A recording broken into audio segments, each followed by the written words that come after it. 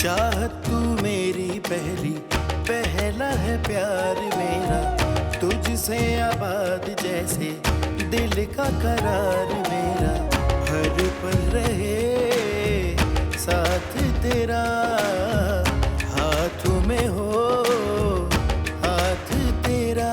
तू आशिकी मेरी कब से, मेरी इल्तिजा है यही रब से, तू ही मिले मुझे हर जगह, मेरे खुदा मेरे खुदा। ویدا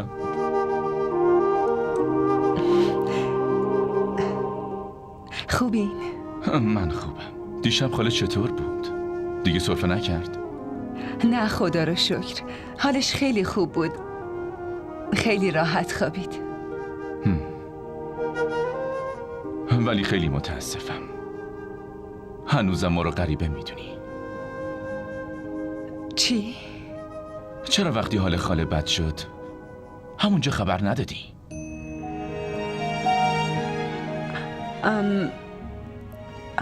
من به هر حال ولش کن. چای میخوری؟ نه، من پیش مامان میمونم. خاله خوابیده، پرستارم که هستن، بذار راحت باشه. با من بیا، از دیشب هیچی نخوردی؟ باشه.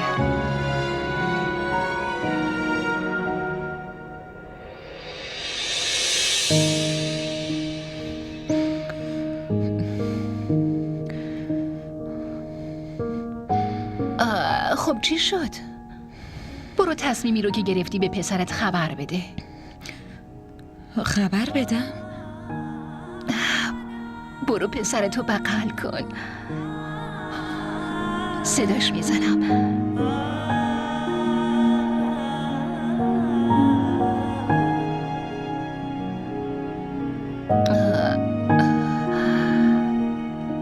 دانیال که تو اتاقش نیست. خب اکثر اوقات میره تو سالن میشینه، حتما اونجاست. پس بریم پایین. بیا.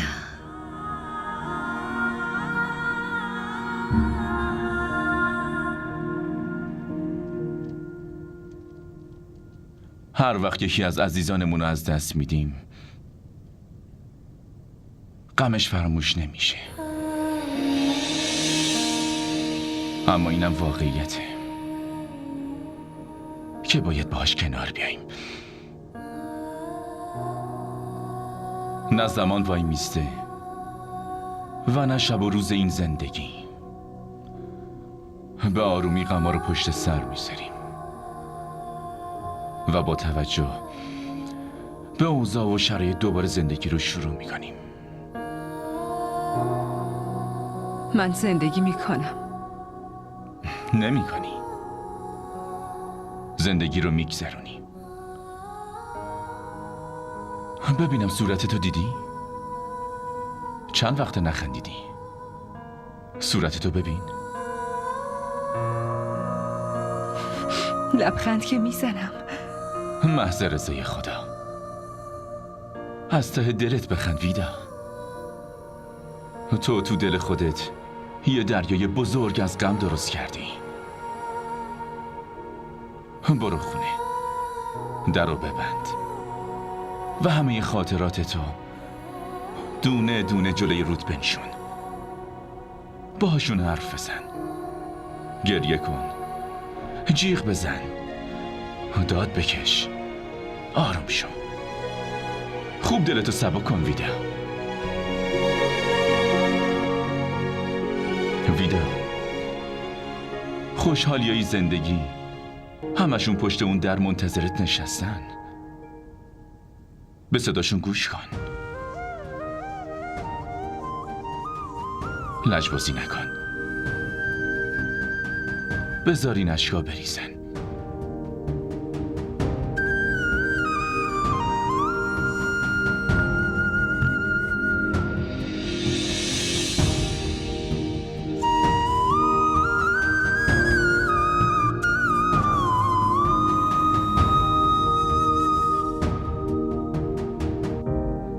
بگم آیسا؟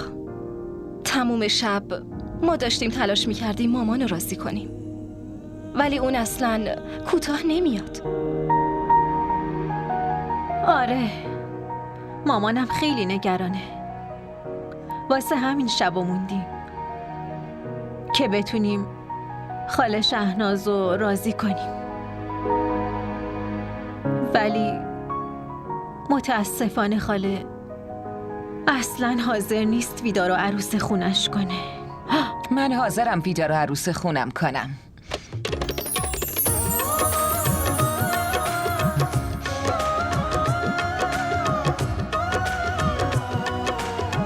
پسر عزیزم، نفس مادر، من که با دیدن غم تو نمیتونم خوشحال باشم.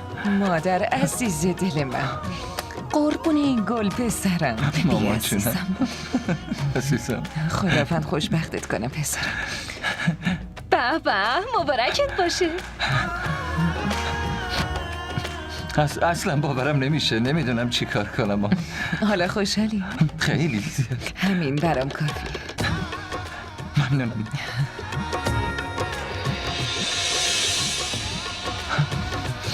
دیگه الان خوشحال شدی؟ بشینید مامان، بشینید. آره بشین پسرم، بشین. دهنمون رو شیرین کنیم؟ آره حتما. شیرینی رو بگیر. اول از مامان شروع کن.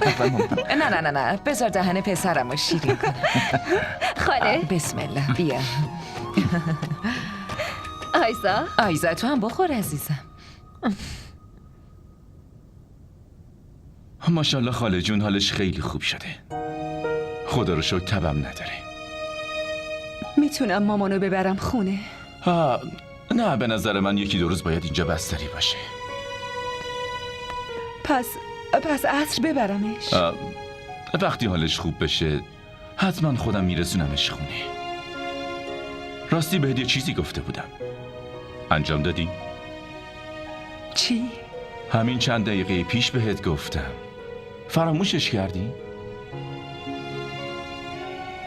دریای غمم هیچ وقت کم نمیشه، اما بازم تلاشمو میکنم. اما دختر، با خندیدن چه مشکلی داری؟ یه چیزی بهت بگم، ما با خندیدن خیلی زیباتر میشیم، پوستمونم چروک نمیشه و زود پیرم نمیشیم. چرا انقدر حساس شدی؟ من همینطوری راحتم. چرا میخوای نوازم کنی؟ ویدا، من میخوام که زندگیت از عشق و شادی لبریز باشه. لبریز از عشق و شادی؟ آره ویدا، لبریز از عشق و شادی. باز تقدیر میخواد زندگیتو پر از عشق و شادی کنه. دانیال خیلی دوستت داره، میخواد شریک زندگیت شه. همه ی حرفاتون درست، اما این حرف کاملا اشتباست. شما اصلا نباید اینو بهم میگفتین. ولی من همیشه بهت میگم تا وقتی که دانیالو قبول کنی. پس منم هر بار جوابتونو میدم که نمیتونم بهش فکر کنم. جواب من منفیه. ویدا، تو باید دانیالو قبول کنی. ویدا،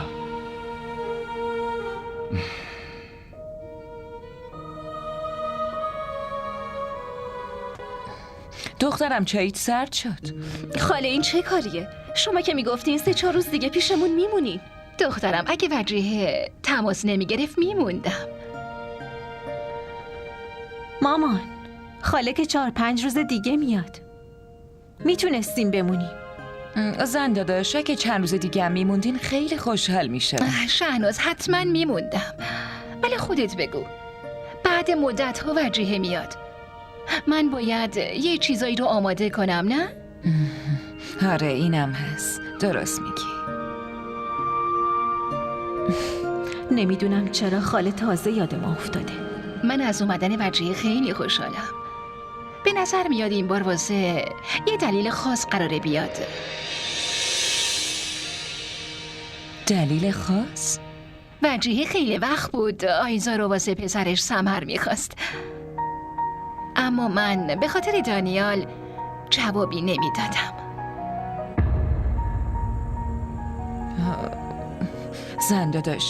زنداداش باور کنین من همیشه میخواستم آیزا عروسم بشه.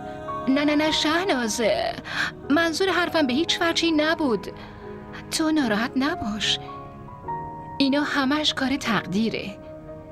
جلوی مصلحت خدا چی کار میتونم بکنم؟ عزیزم تو به مامانت بگو که ناراحت نباشه. من خیلی مامانم رو نصیحت میکنم ولی ایشون واسه هر چیز کوچیکی نگران میشه و بعدش هم مریض میشه. شهناز تو فقط دعا کن که خدا عاقبت بچه ها رو به خیر کنه. راستی شماها کی میایین خونمون واسه موندن؟ من که میگم بیاین با هم بریم. میایم، حتما میایم، آره، ولی فعلا بذار انشالله وجیهه بیاد، ازدواج دخترمون سر بگیره، اون موقع میایم، لذت میبریم. مگه نه؟ برو اونور، ول کن. خاله که مریض نیست. پسرم این همیشه منو مریض میدونه. ببین شور و مرو گنده وایسادم، حتی رو پاهام راه میرم. مامان بس نبود؟ شما هم الان میخواین منو دعوا کنی؟ بعضیا رو حتما باید دعوا کرد، وگرنه به حرفت گوش نمیدن. پسرم راست میگه. پسر؟ بله، من پسر خالمم و از این به بعد باید بهم احترام بذاری و گوش بدی. بهتون که گوش میکنم، دیگه بیشتر از این؟ خاله یکم دیگه استراحت کنین. باشه، شما دوتا خیلی خوبین. خدا حفظتون کنه و همیشه خوش باشین. بنواز مادر. ویدا، در مورد دانیال حتما فکراتو بکن، چون قراره باهاش به زودی ازدواج کنی.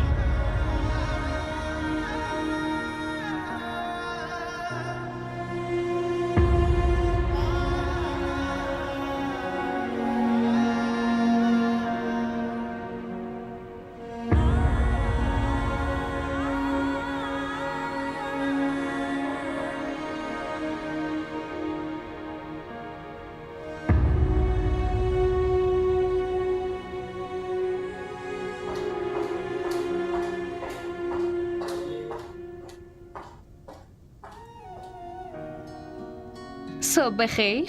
صبح بخیر. تو داری اینجا کار میکنی؟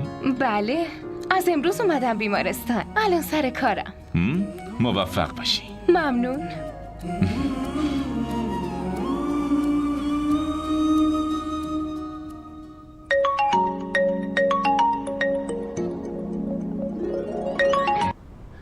هلو آیزا، خیر باشه. دانیال خیر نیست. چرا؟ چی شده مگه؟ خب وقتی دیدمت بهت میگم. کجایی؟ دارم میرم بیمارستان. پس نرو اونجا، به جاش برو یه کافی شاپ بشین. کافی شاپ؟ باشه الان میرم، بیا. باشه، همونجا میبینمت. خیلی خوب، فعلا.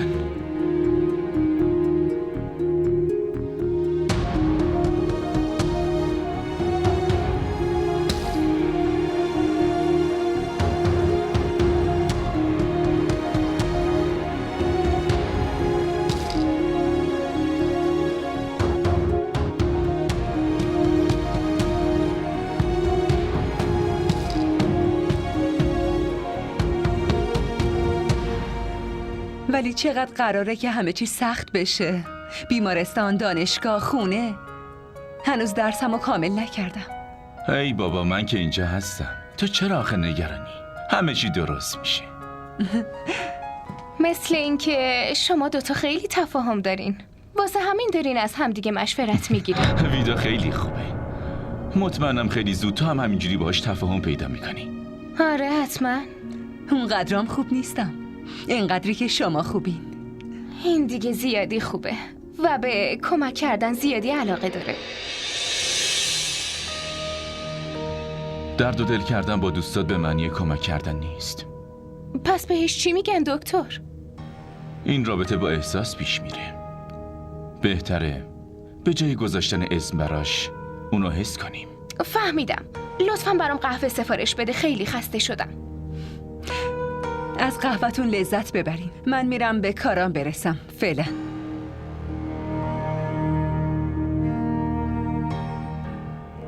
من میرم قهوه سفارش بدم.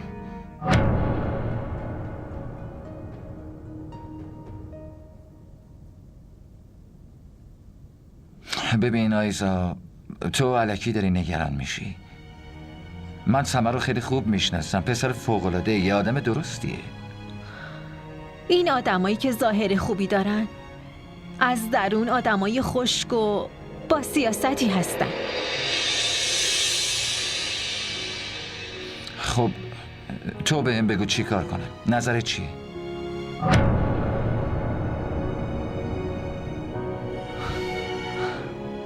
دانیال، من میخوام یه بار سمر رو تنها ببینی و بعدش تصمیم بگیری که اون اصلا مناسب من هست یا نه. یعنی میخوای شریک زندگی تو من انتخاب کنم؟ چرا که نه؟ این کارو برام میکنی یا نه؟ ولی آیزا، من از کجا بدونم سلیقت چیه، چطور پسری رو دوست داری و اون باید چه کار بکنه؟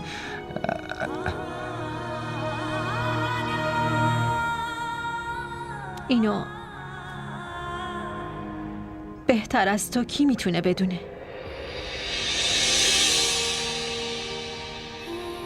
عادتهای اون باید کاملا شبیه تو باشه. من یه شریک زندگی مثل تو میخوام. تو هنوز ازم دلخوری؟ آره؟ راستش میدونم آدم خیلی بدیم. میدونم خیلی ناراحتت کردم و دلتو شکستم. میدونم. نه دانیال، اینجوری نیست. من ازت دلخور نیستم. ولی من دلتو شکستم. میدونم. نمیتونم کتمان کنم.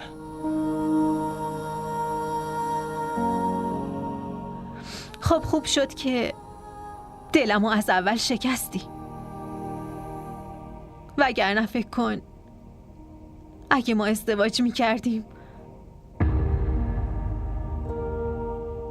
و تو بازم به من علاقه ای نمی داشتی،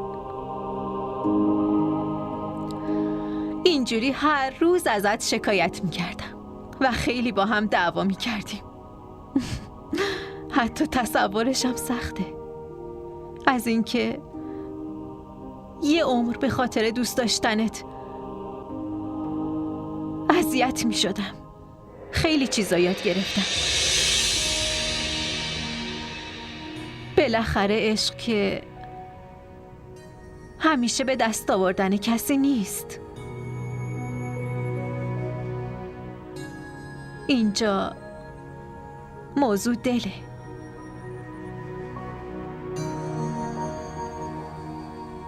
من موفق نشدم ولی ویدا شد. حالا من که نمیتونم تو رو مقصر این بدونم. حقشو ندارم. ولی تو باید سمر رو از ته قلبت قبول کنی. آره، قبول میکنم. از ته دلم قبول میکنم. اما ازت میخوام اول تو در موردش برام تحقیق کنی باشه و بعدش به هم خبر بدی. باشه، من عصر میبینمش.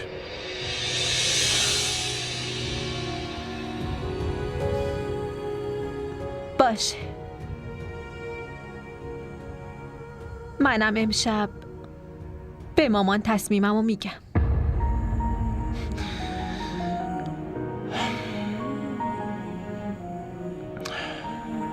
قهوه‌مونم سرد شد.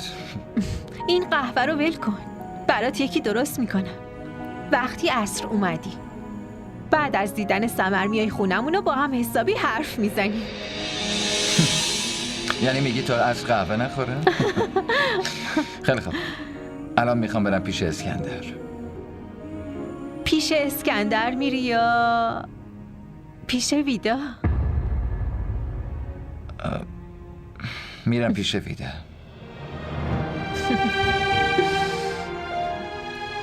باشه، موفق باشی.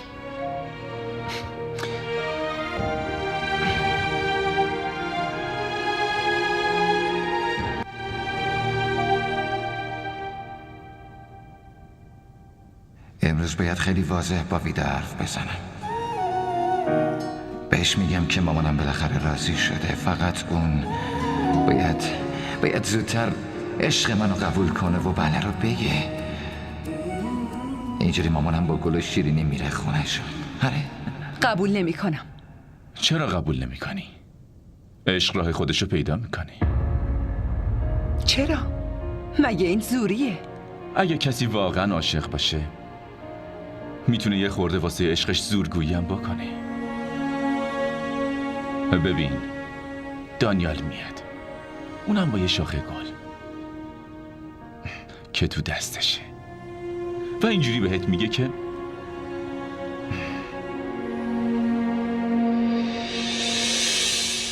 دوستت دارم ویدا.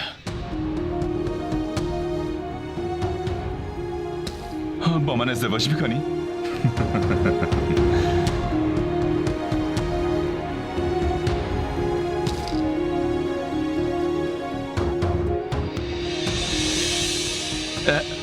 دانیال تو کی اومدی؟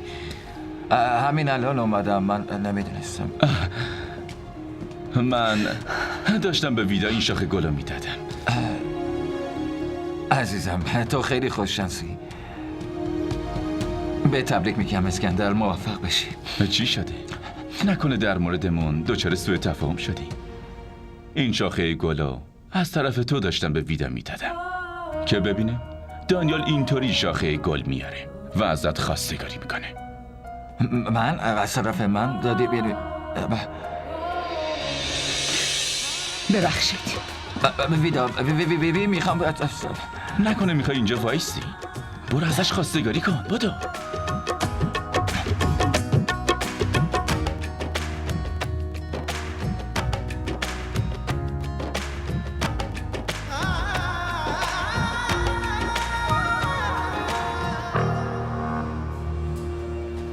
ویدا صبر کن. ویدا چرا این کارو میکنین؟ تا کی میخواین اذیتم کنین؟ از من چی میخواین؟ نه من نمیخوام اذیتت کنم. تو اشتباه متوجه شدی. اشتباه نفهمیدم. شما اشتباه میکنین. چی فکر کردین؟ که اگه شما مامانتون یا آیزا رو بفرستین خونمون خواستگاری یا از طرف دکتر اسکندر این پیامای عاشقانه کثیفو بفرستین، من تحت تاثیر قرار میگیرم و قبول میکنم؟ لطفاً به عشق پاک من نگو کثیف. لطفاً این کارو نکن. من به عشق توهین نکردم. ببین دانیال، شما واقعا آدم خوبی هستین و اینقدر فهمیده هستین که میدونین این احساسو نمیتونین به زور به یکی دیگه تحمیل کنین و یا اونو مجبورش کنین. نه من عشقمو به زور تحمیل نمی کنم. نمیخوام بهتون فشار بیارم. کارای اسکندر و آیزا به خودشون ربط داره. اونا دوستای نزدیک منن، احساساتمو درک میکنن، میخوان کمکم کنن. ولی اگه شما از من خوشتون نمیاد باشه، متاسفم. دیگه مزاحمتون نمیشه. ببینین، هدفم اذیت کردنتون نبود. شما دل آدمو میشکنین، بعد اینجوری حرف میزنین، دردش کم نمیشه. لطفاً سعی کنین حرفمو بفهمین. من مجبورم، چون نمیتونم عشق کسی رو حس کنم و نه قبولش کنم. شما لطفاً با این کاراتون نه منو اذیت کنین و نه خجالت زدم کنین. ولی اگه عشقم تونست تو دلتون جا پیدا کنه و بهتون حس نزدیک شدن بده چی؟ ها؟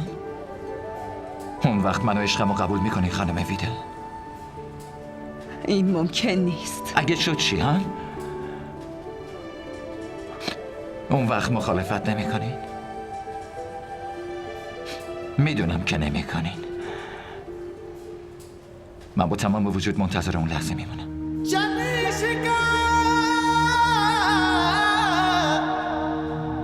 तेरे मर जाने साई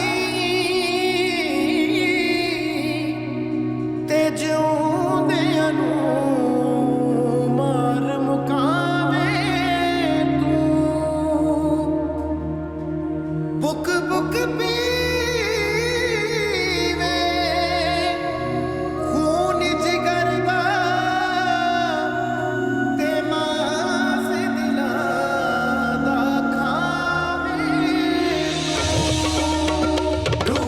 इश्क इश्क है इश्क इश्क है इश्क इश्क है इश्क रूबरू इश्क इश्क है इश्क इश्क है इश्क इश्क है इश्क तू मेरा चैन है मेरी नींद है मेरी चाहत है तू मेरा चैन है मेरी नींद है मेरी चाहत है मेरे जीने की उम्मीद है मेरी राहत है मेरे जीने की उम्मीद है मेरी राहत है ना मिले अपना तो किस्मत को नहीं रोते हैं चांद सूरज भी कभी एक नहीं होते हैं रूबरू मैं रहूं तेरे यही है दुआ रूबरू मैं रहूं तेरे यही है दुआ रूबरू मैं रहूं तेरे यही है दुआ रूबरू मैं रहूं तेरे यही है दुआ रूबरू मैं रहूं तेरे यही है दुआ ببینم تو مطمئنی این تصمیم رو به خاطر حرفای من نگرفتی؟ کاملا. حرفای تو برام خیلی با ارزشه. اما نه، این تصمیمو فقط به خاطر حرفات نگرفتم. یعنی از ته دلت قبول کردی دیگه؟ آره؟ آره، تا وقتی دلت یکی رو قبول نکنه چطور میتونی همه عمر باهاش زندگی کنی؟ ببین آیزا، سمر واقعا تو رو خوشحال میکنه. امشب تو هم خوشحال به نظر میای. آره، خوشحالم. یعنی بالاخره راضیش کردی؟ راضی میشه ایشالله.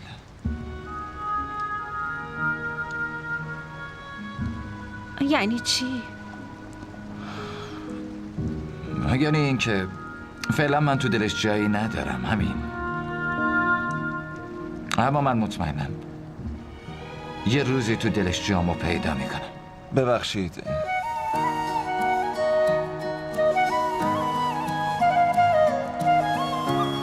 مزاحمتون که نیستم. نه برادر، این چه حرفیه؟ راستش از اینجا رد می شدم، شما دوتا رو دیدم اومدم پیشتون. این حرفا چیه؟ داشتیم همینجوری حرف میزدیم پس. دیگه چه خبره؟ خبری نیست، تو خوبی؟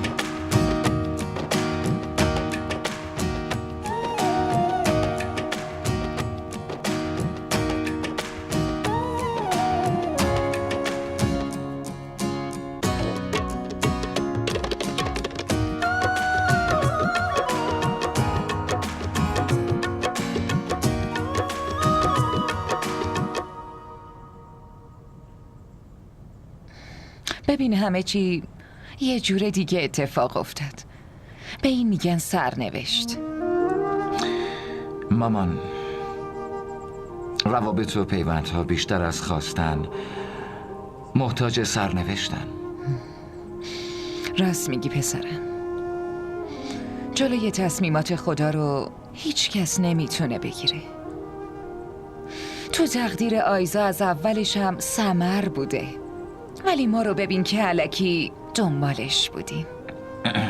مامان، لطفا این حرفا رو نزنین. دیگه نمیخوام چیزی بشنوم.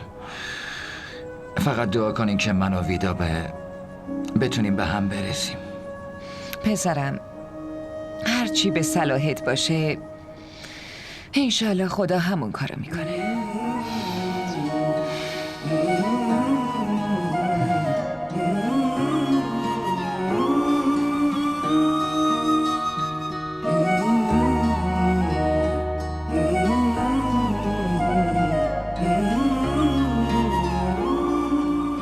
فریدا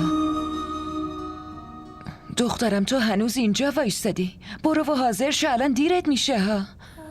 مامان من نمیخوام بیام. اونجا خیلی شلوغه، سر و صدام زیاده. لطفاً تنهایی برین، من نمیام. دخترم، تو چرا از مردم و سر و صدا میترسی؟ زندگی همینه دیگه. غم و خوشی این زندگی رو تشکیل میده. منظورش این نیست که یه غم و محکم بگیر و دیگه نخند و خوشحالی رو واسه خودمون حرومش کنیم. دخترم، این کفر نعمته. خدا خشمگین میشه. اون میخواد بنده هاشو در حال خندیدن و شادی ببینه. یادته که بابا چقدر خندیدن تو دوست داشت؟ همینطور سائم. حالا غمگین دیدن تو روحشونو اذیت میکنه. دیگه تو چشمات اشک نبینم مادر. گریه نکن. میخوام خوشحال ببینمت. دخترم، نمیدونم دیگه چقدر زنده. واسه همین نمیخوام با غم تو از این دنیا برم. مامان، میخوام خوشحال ببینمت، خوشبخت ببینمت. زود باش، برو حاضر شو. در ضمن آیزا مثل خواهرته. همه مسئولیت‌های ازدواجشو باید با خوشحالی کامل انجام بدی و لذت ببری. فهمیدی؟ خب دیگه زود برو و حاضر شو. برو در ضمن لباسای خوشگلتو بپوش که خوشگل بشی. زود باش، برو حاضر شو. चाहत तू मेरी पहला है प्यार मेरा, तुझसे आबाद जैसे दिल का करार मेरा, हर पल रहे साथ तेरा, हाथों में हो हाथ तेरा। तू आशिकी मेरी कब से, मेरी इल्तिजा है यही रब से, तू ही मिले मुझे हर जगह।